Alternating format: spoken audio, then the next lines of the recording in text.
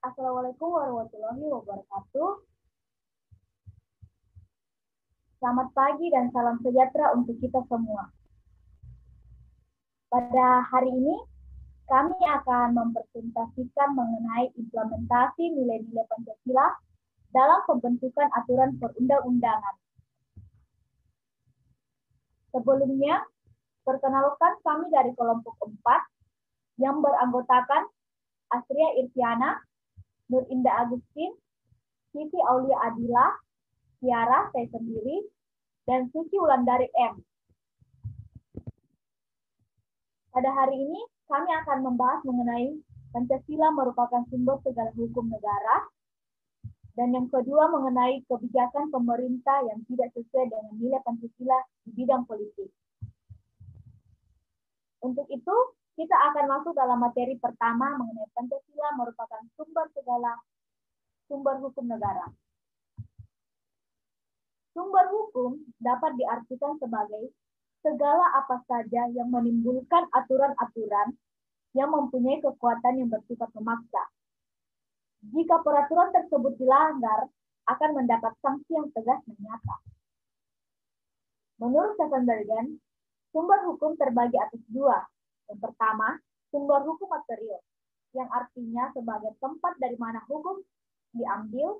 Dalam hal ini berkaitan dengan pembentukan hukum, baik itu dalam hubungan sosial, hubungan kekuatan politik, dan hubungan sosial ekonomi. Yang kedua, sumber hukum formil, yaitu tempat atau sumber dari mana suatu peraturan memperoleh kekuatan hukum. Hal ini berkaitan dengan bentuk dan cara yang menyebabkan peraturan tersebut berlaku.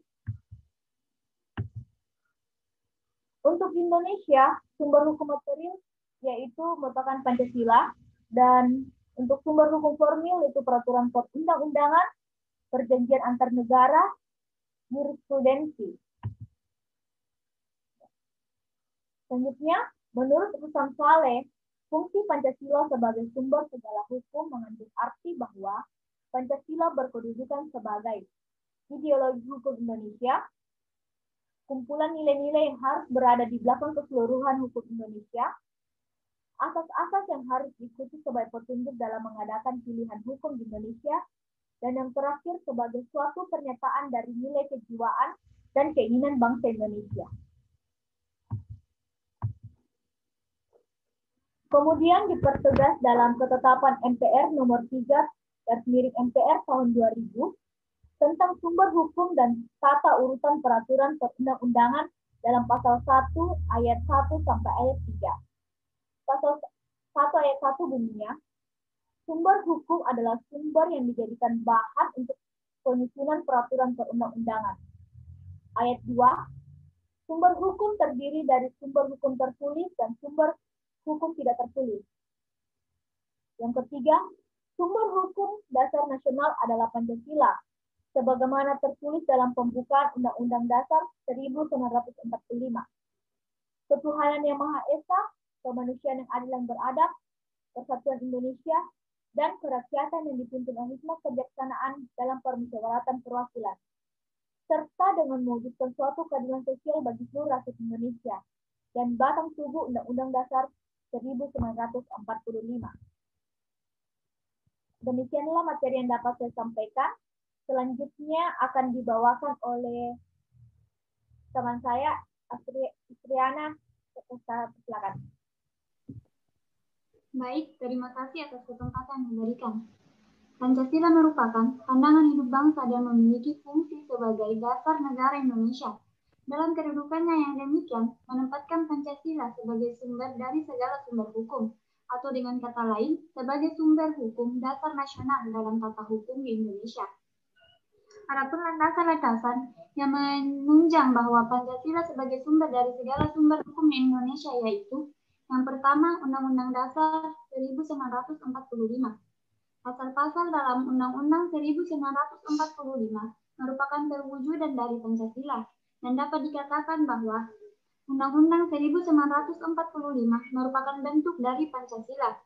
Pancasila sebagai sumber hukum tercantum dalam pasal 2 Undang-Undang Nomor 10 Tahun 2004 tentang pembentukan perundang-undangan yang menyatakan bahwa Pancasila merupakan sumber dari segala sumber hukum bernegara.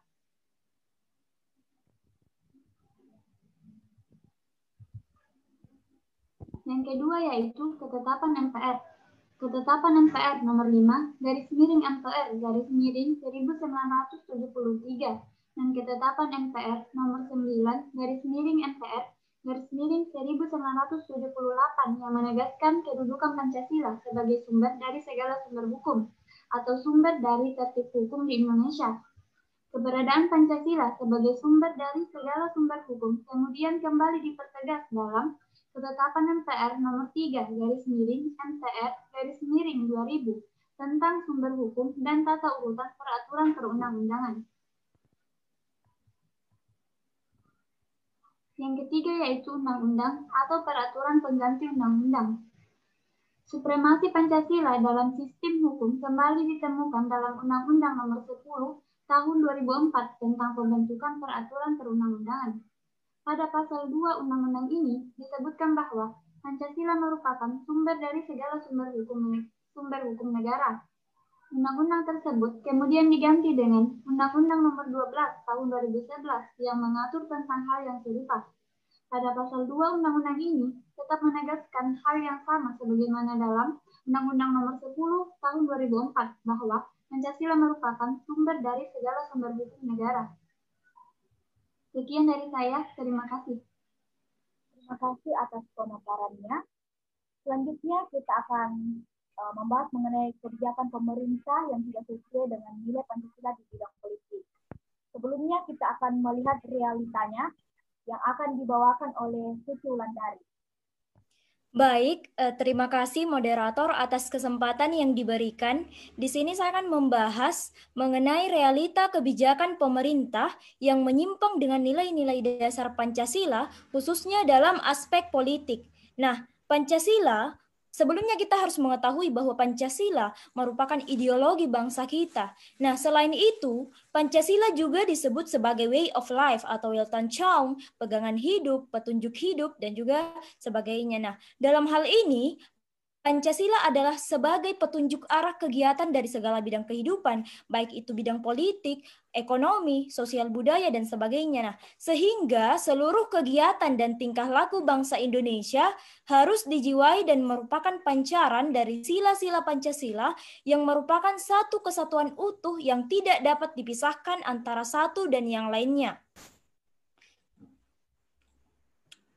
Baik, hal ini pun merujuk pada Pancasila sebagai pandangan hidup rakyat Indonesia dan juga pemerintah bahwa yang harus diutamakan dalam setiap sendi kehidupan berbangsa dan bernegara adalah nilai-nilai yang tercakup dalam nilai-nilai dasar Pancasila, khususnya dalam konteks pemerintah, di mana Pancasila menjadi sumber dari segala sumber hukum, termasuk dalam mengambil atau memutuskan suatu kebijakan. Nah, oleh karenanya dalam setiap kebijakan yang dikeluarkan maupun diputuskan oleh pemerintah pun itu sama sekali tidak boleh menyimpang terhadap nilai-nilai yang terkandung dalam Pancasila. Nah, selanjutnya Pancasila sebagai filosofi, ideologi, jiwa, dan pandangan hidup itu sudah menjadi hal yang sangat mutlak dan final.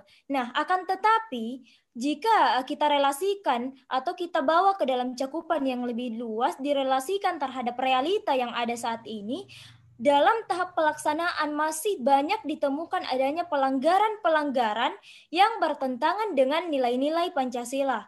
Beberapa realita yang ditemukan terkait kebijakan penyimpangan terhadap kebijakan pemerintah dalam dengan nilai-nilai Pancasila dalam bidang politik ini meliputi yang pertama, Undang-Undang Nomor 16 Tahun 2017 tentang pengesahan Perpu Nomor 2 Tahun 2017 tentang perubahan atas Undang-Undang Nomor 17 Tahun 2013 tentang organisasi kemasyarakatan atau Ormas menjadi undang-undang.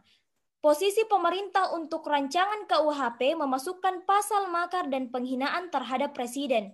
Kebijakan yang kedua yang menyimpang terhadap Pancasila, kebijakan pemerintah, yaitu perluasan penempatan militer di kementerian serta upaya memasukkan dalam revisi Undang-Undang TNI.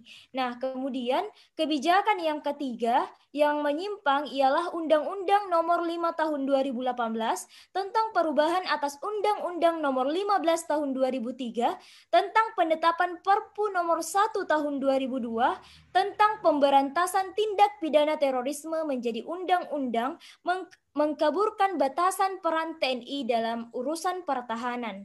Nah, dari realita-realita yang kita temukan ini, dari fakta-fakta yang tak terbantahkan ini, sangat disayangkan bahwa kebijakan pemerintah masih ada yang menyimpang terhadap nilai-nilai dasar Pancasila. Fakta-fakta ini tentunya menjadi suatu hal yang perlu dikaji lebih lagi serta sangat penting untuk diperhatikan oleh para pemerintah kita saat ini. Nah, penyimpangan-penyimpangan yang terjadi ini pun sekaligus menunjukkan bahwa implementasi nilai-nilai Pancasila dalam proses pembuatan kebijakan pemerintah, terkhusus dalam aspek politik, ini belum dapat terrealisasi secara maksimal. Demikian dari saya kembalikan kepada moderator. Terima kasih atas pemaparannya.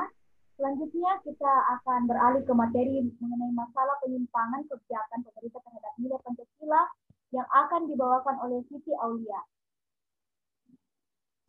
Terima kasih atas kesempatan yang diberikan. Jadi pada materi kali ini saya akan membahas tentang masalah penyimpangan kebijakan pemerintah terhadap nilai Pancasila. Adapun masalah-masalah yang terjadi yaitu yang pertama, banyaknya persaingan dalam dunia politik.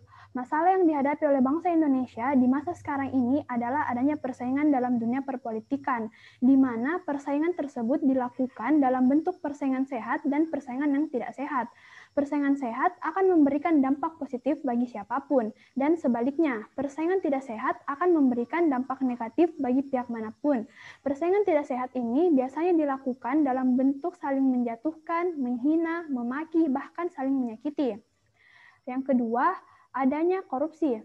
Kondisi politik yang ada di Indonesia saat ini mengalami tingkat buruk. Keterburukan ini disebabkan perpolitikan di Indonesia yang tidak sehat. Banyak politisi di negara kita yang terlibat kasus korupsi. Mereka lebih mementingkan kepentingan pribadi dan lupa akan tugasnya sebagai pejuang rakyat. Selanjutnya, yang ketiga, oligarki politik.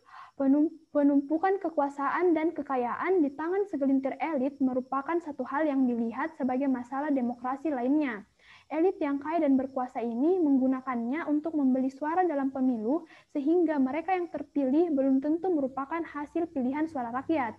Yang keempat, oligarki media. Penguasaan media massa oleh segelintir orang saja yang sebagian diantaranya adalah politisi dinilai sebagai masalah lain yang melemahkan fungsi media sebagai penjaga demokrasi. Yang kelima, netralisasi. Adanya dilema di kalangan ASN karena mereka secara aturan diharuskan untuk netral, namun pada praktiknya seringkali justru diminta untuk mendukung kubu tertentu. Yang keenam, tidak adanya transparansi. Tidak adanya transparansi keuangan partai politik terutama di masa pemilihan umum. Yang ketujuh, buzzers dan cyber troops. Para pelaku manipulasi opini publik untuk tujuan politik. Mereka tidak menyatakan bahwa mereka dibayar untuk penyebaran opini itu. Selanjutnya, dari masalah yang telah dijabarkan di atas, kita bisa melihat karena kurangnya pengetahuan serta kesadaran masyarakat Indonesia terhadap nilai-nilai setiap sila sehingga menyebabkan banyaknya timbul berbagai masalah. Selain itu, saat ini Indonesia juga telah mengalami masalah yang serius dengan hilangnya nilai Pancasila dalam kehidupan bermasyarakat dan dunia perpolitikan. Telah menimbulkan masalah yang sampai sekarang belum terpecahkan. Nilai-nilai Pancasila sudah tidak lagi menjadi dasar negara yang dapat diamalkan dalam kehidupan sehari-hari. Nilai Pancasila sudah tidak lagi dijunjung tinggi, dan nilai Pancasila sudah tidak dihiraukan lagi oleh masyarakat. Pancasila seharusnya dijadikan sebagai landasan dalam dunia perpolitikan. Pancasila juga seharusnya diterapkan dalam segala macam kegiatan yang dilakukan di dunia perpolitikan. Namun, seperti yang terjadi sekarang ini adalah sebaliknya. Hal ini sangat disayangkan, karena Pancasila adalah dasar negara yang menjadi simbol dari bangsa ini. Pancasila adalah alat pemersatu bangsa, dan Pancasila adalah pedoman bagi kehidupan bermasyarakat. Seperti yang kita ketahui, sampai sekarang ini masih banyak sekali masalah dalam dunia berpolitikan yang dialami oleh negara yang kita cintai. Dengan adanya beragam masalah, sudah seharusnya kita masyarakat Indonesia mulai melakukan perubahan. Kita harus memikirkan solusi dari semua masalah ini, bukan hanya mampu menjadi pembuat, penyebab, bahkan penikmat dari setiap masalah yang tengah kita hadapi. Demikian pemaparan materi dari saya kembalikan ke moderator. Terima kasih atas pemaparannya. Selanjutnya, kita akan membahas tentang solusi-solusi dari masalah tersebut yang akan dibawakan oleh Nur Indah. Nur Indah. Baik, terima kasih. Adapun solusi dari masalah yang telah dibahas tadi, kedepannya diharapkan adanya modernisasi di bidang politik, serta dimungkinkan pula terjadi peningkatan demokrasi politik, sesuai dengan hakikat Pancasila sebagai ideologi terbuka, demokratis, dan dinamis. Dengan demikian, yang harus dijadikan titik perhatian adalah pertumbuhan serta perkembangan kelembagaan politik sehingga mampu mengembang fungsinya secara penuh serta mandiri. Kewenangan serta fungsi kelembagaan politik seperti yang tersurat dalam konstitusi dan dalam peraturan perundang-undangan Indonesia harus benar-benar terwujud, bukan saja dalam pengertiannya yang formal, tetapi juga dalam substansi Pancasila dalam cita-cita. Sedangkan Undang-Undang Dasar 1945 adalah sebuah cara untuk mencapai cita-cita yang ada dalam Pancasila. Oleh karena itu, Pancasila harus jadi acuan pasal-pasal pada Undang-Undang Dasar 1945 serta undang-undang di bawahnya. Terima kasih, saya serahkan kepada moderator. Terima kasih atas pemaparannya. Demikianlah presentasi kami pada hari ini, kurang lebihnya mohon dimaafkan, dan terima kasih sudah menyaksikan video ini. Terima kasih.